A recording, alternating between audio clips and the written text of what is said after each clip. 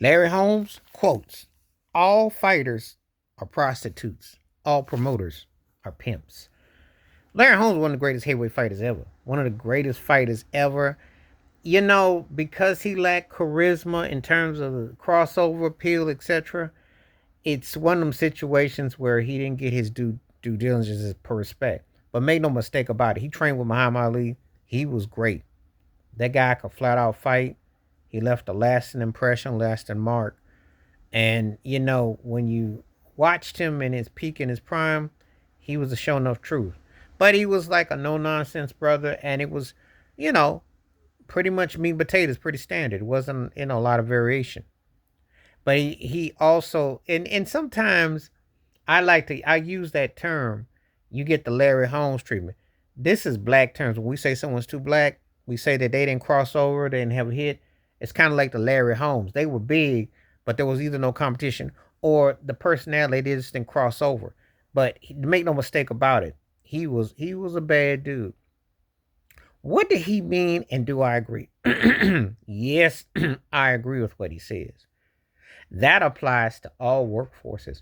That applies also to the entertainment industry. You know, when we talk about singers and we talk about artists always talking about that they get pimped and they get hustled. That's one of the things that they talk about. Athletes do all forms because if you're any kind of an athlete, the owners pay you how they want to pay you, when they want to pay you, where they want to pay you, how they're going to pay you. So you don't really have a luxury of a union. You have to always fight to get your money. Hear this all the time in the music industry about people talking about they got pimped, they got hustled because they couldn't negotiate because the middle person was running game on them. So everything that they did was used as a means to kind of like take them out. So you couldn't get the best possible deal. So, pardon me, when he talked about as a fighter, he was talking about that they had to sign. Sometimes you had bad deals. You had deals where you weren't going to gather up what you're supposed to. So what are you going to do with that? How's it going to come out in totality?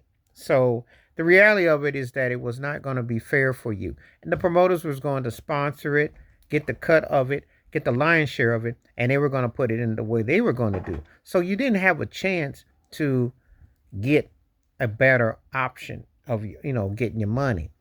Took time. That's why you see a lot of times these guys end up broke because somebody gives them a certain amount of money.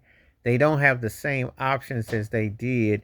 And it's unfortunate when you see former fighters who, once upon a time, for all them belts they won, everything they had, it's almost like it was just like a dream because the cars, all that, the IRS, the taxes, and all that. So it is a pimp business. It is a one sided affair. It doesn't loan itself to a balance.